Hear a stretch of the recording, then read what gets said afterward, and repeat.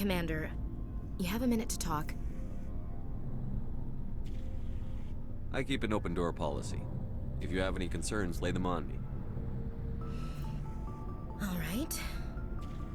I know things are different aboard the Normandy, but I'm concerned about the aliens, Vicarian and Rex.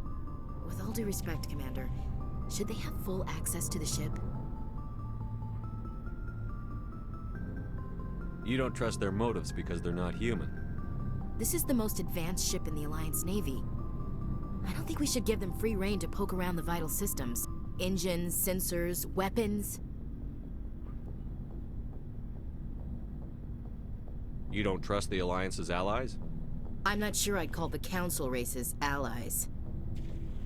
We, humanity, have to learn to rely on ourselves. How do you get from relying on ourselves to mistreating our allies? I don't mean we should mistreat them, Commander.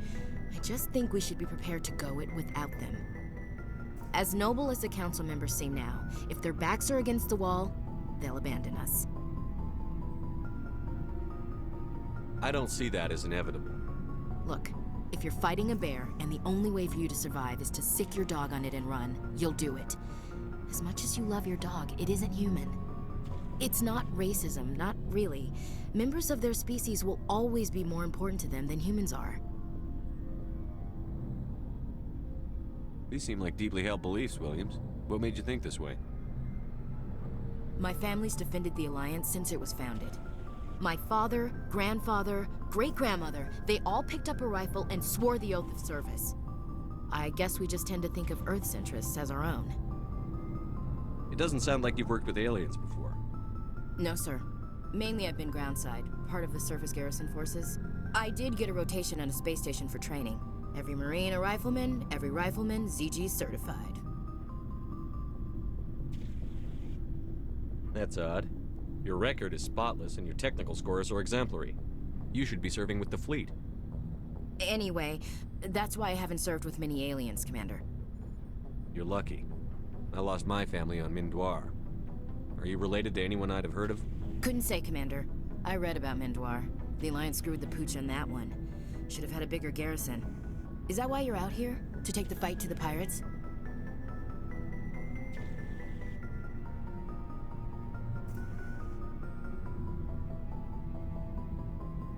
No. The future of humanity is out here. There's so much we haven't seen yet. Yeah. I still remember my first field exercise on Titan. When we hit mud, the reality hit me. I'm the first person who ever stood here. Then my drill instructor kicked me in the ass. I went face first into the muck. He spent the next 5 minutes chewing me out for gold bricking. Don't tell me you had Gunny Ellison. He's the only one I know who uses that word to describe shirking duty. Oh, Lord. You went to the Macapag boot camp, too? Yeah. Gunny Ellison's still reaming out recruits down there. Kicking ass and using words like inveigle and pusillanimous.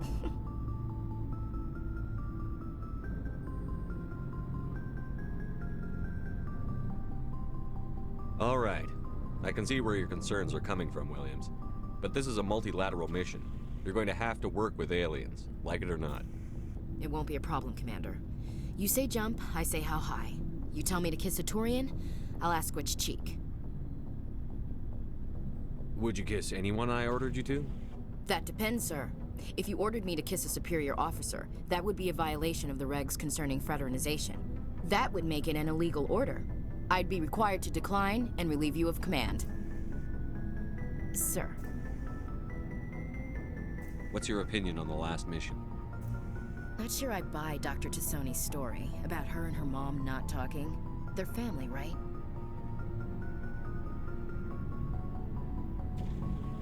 Not everyone has a happy family life. No, I guess not. Too bad those ruins got destroyed. I mean, they lasted thousands of years. That's impressive. We'll talk later, Williams. Looking forward to it, sir.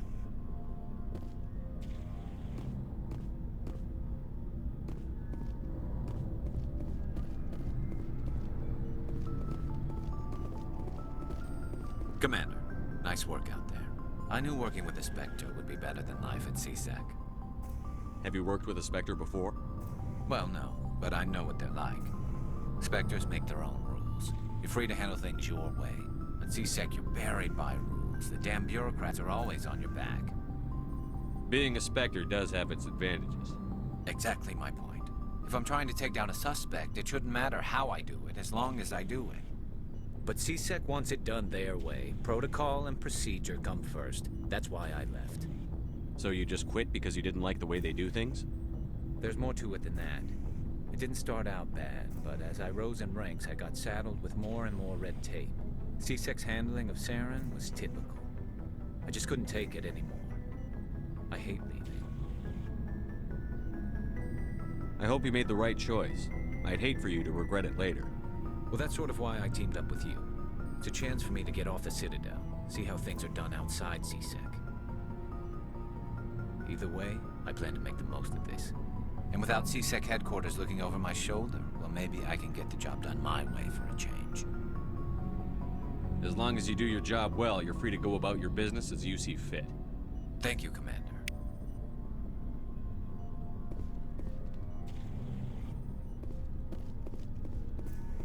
Looking for supplies? What are licenses? Why do you need them? Manufacturers sell licenses. Each license allows me to buy and sell a certain brand of products. I already have several basic ones, but you'll need to buy more if you want me to bring in different brands. Many of the best licenses are hard to get, but they're well worth the cost if you can find them. Let's see what you've got. You bet, Commander.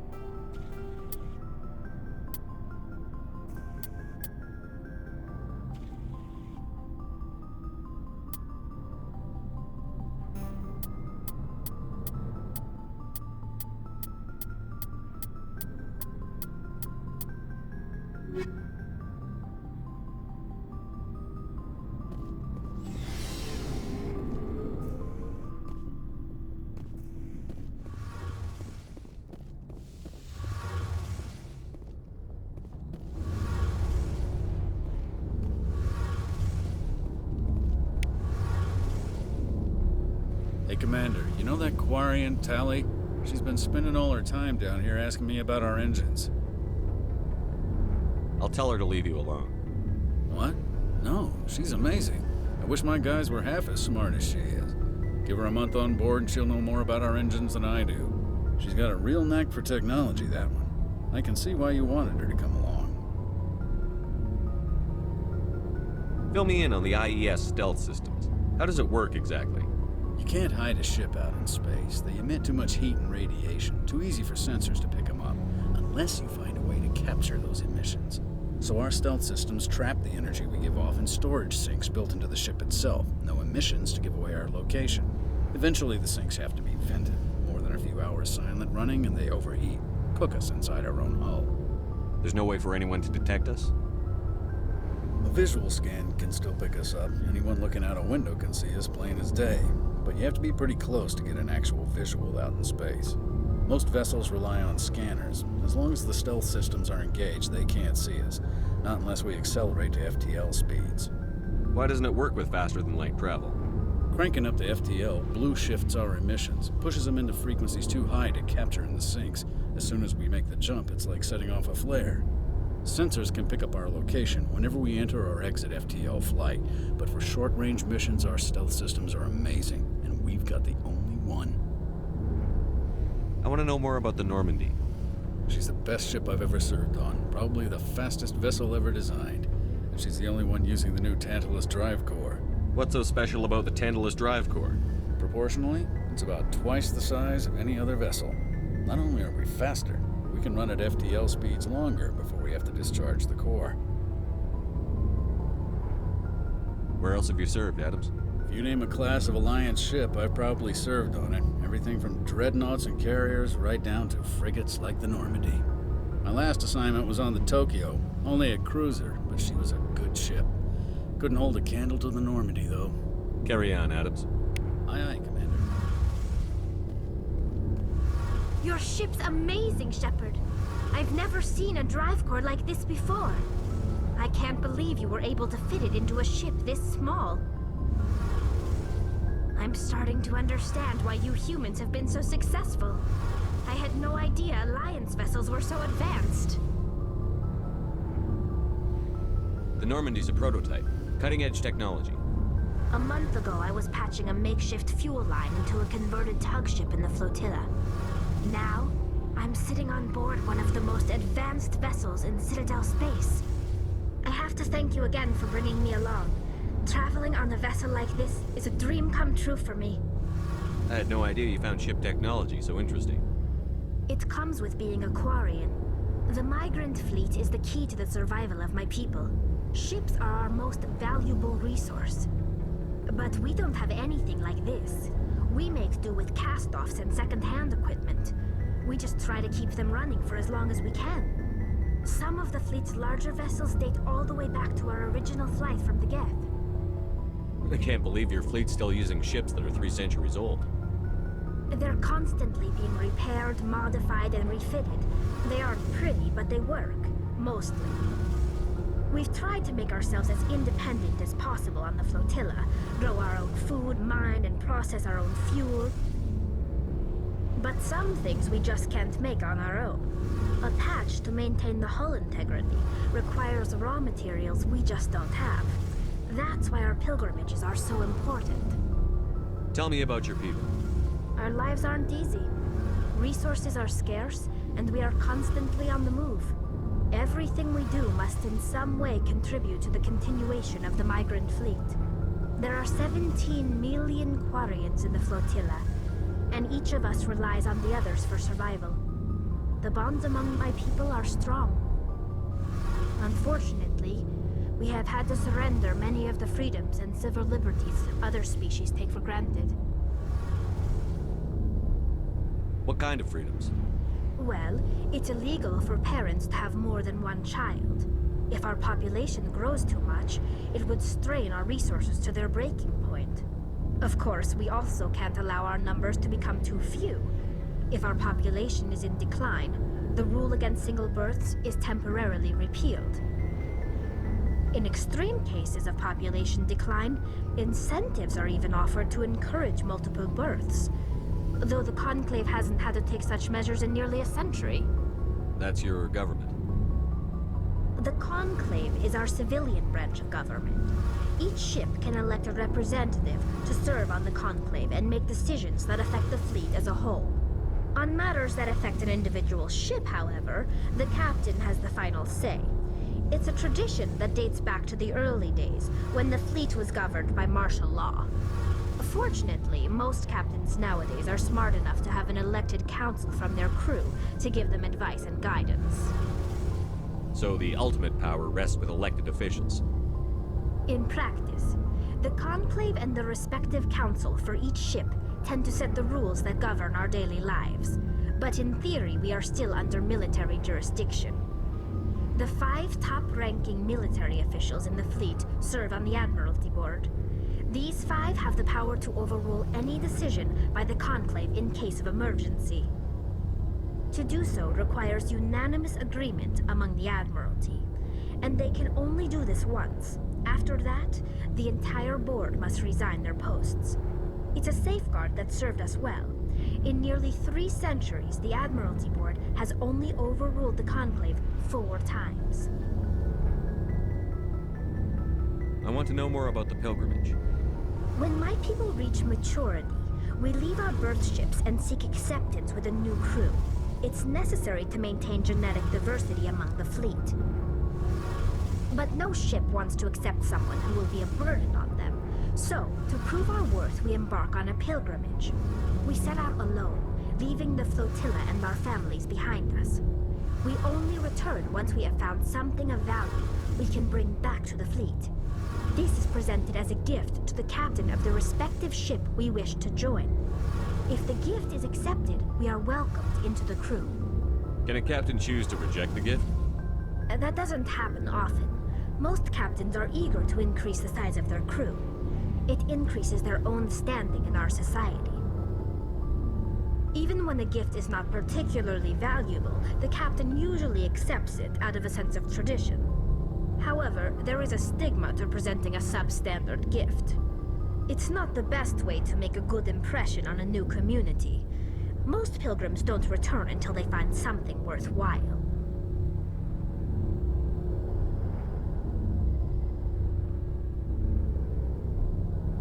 Can a captain choose to reject the gift? That doesn't It's not the best way to make a good impression on I can't believe they just send you off alone. It's not like they just cast us out. Before we leave, we are given lessons in how to survive outside the flotilla, and given gifts to help us on our journey. We also receive implants to fight off sickness and disease. Generations of living in an isolated and highly controlled environment have left our immune systems weaker than most.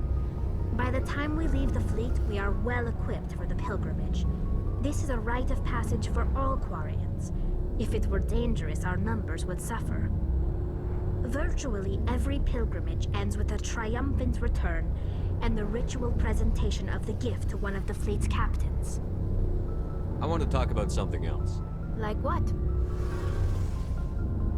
I should go. See you later.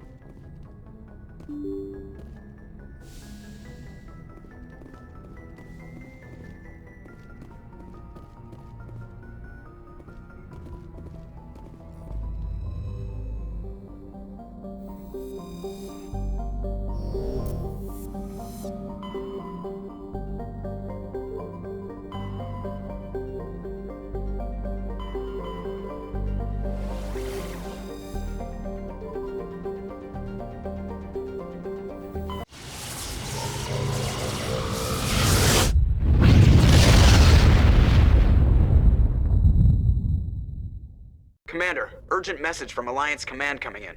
I'll patch it through. Shepard, this is Admiral Hackett from Alliance Command. We've got a situation here, and you're the only one that can handle it. What do you need, Admiral? There's an Alliance training ground where we test weapons and technology in live fire simulations. One of the VIs we use to simulate enemy tactics in the drills is no longer responding to our override commands. It's gone rogue.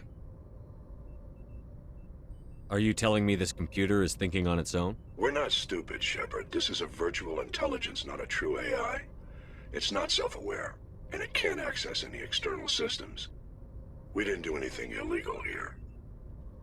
Virtual intelligence support is critical to our military success. VIs process thousands of status reports and react in nanoseconds. No human can do that. We need you to fight your way through the training ground of the VI core and manually disable it. Can't you disable it remotely? Our fail-safes aren't responding. The VI operates on a closed network. It can affect any external systems, but we don't have any direct access to its processes. We could bomb it from orbit, but the damage to the facility would be catastrophic.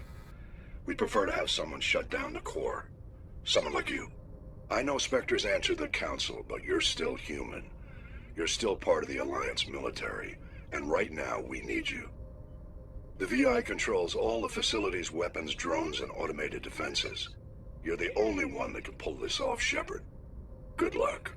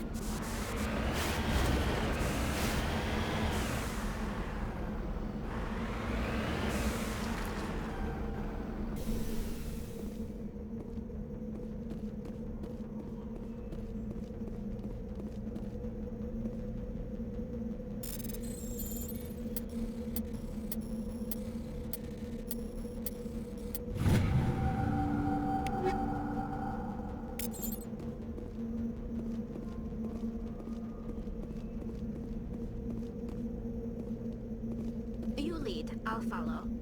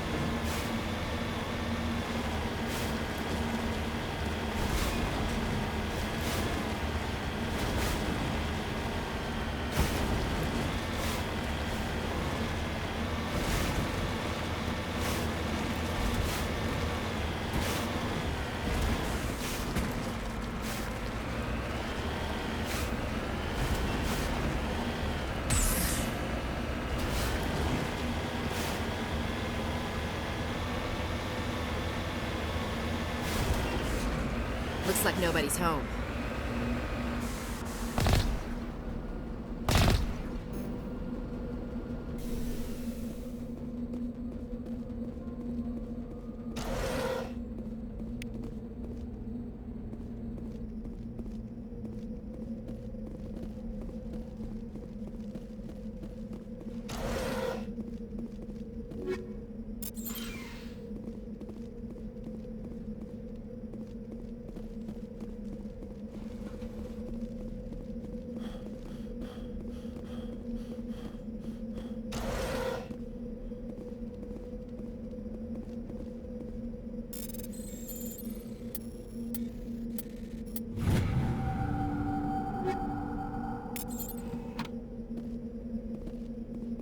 According to these data logs, the survey team unearthed some kind of alien technology.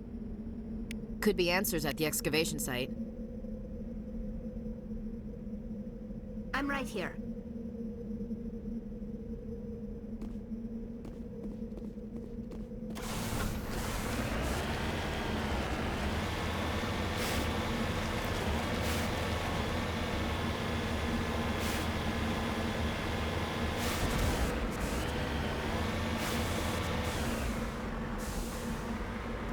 Redeploying.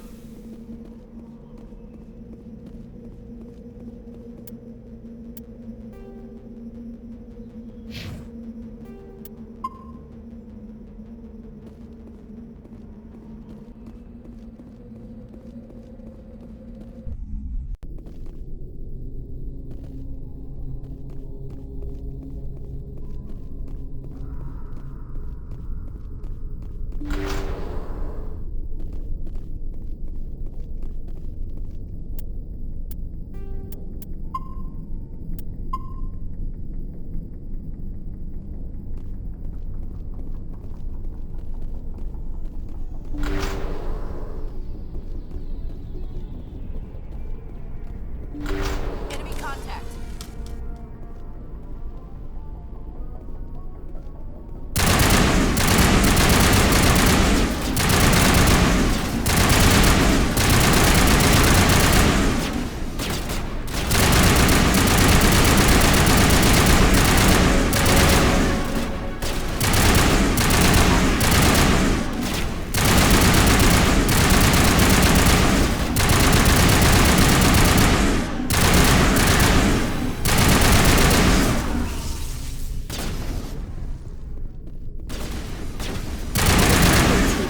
Unearthed some alien technology that turned them into mindless fanatics.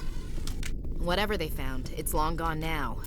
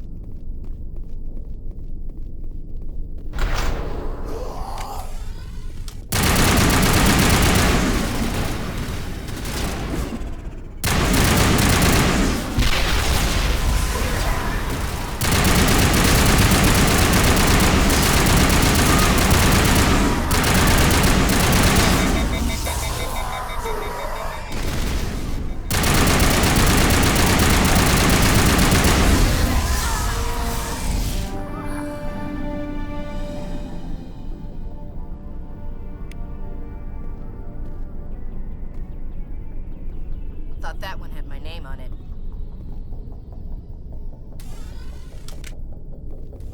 Ready.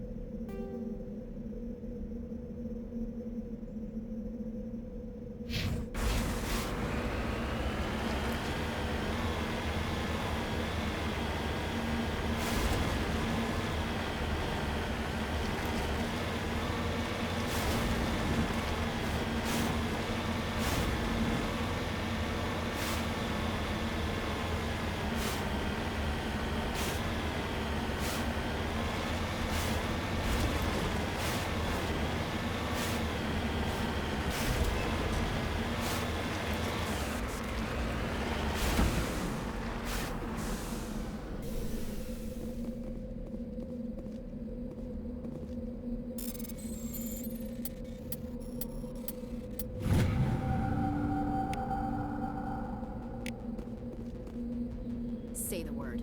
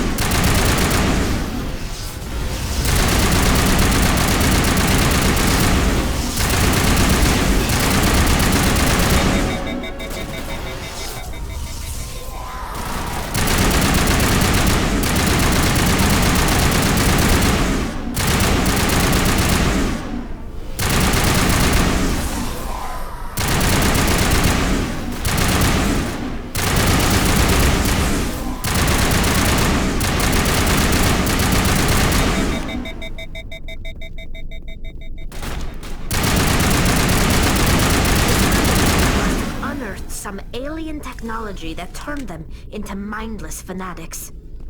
Whatever they found, it's long gone now.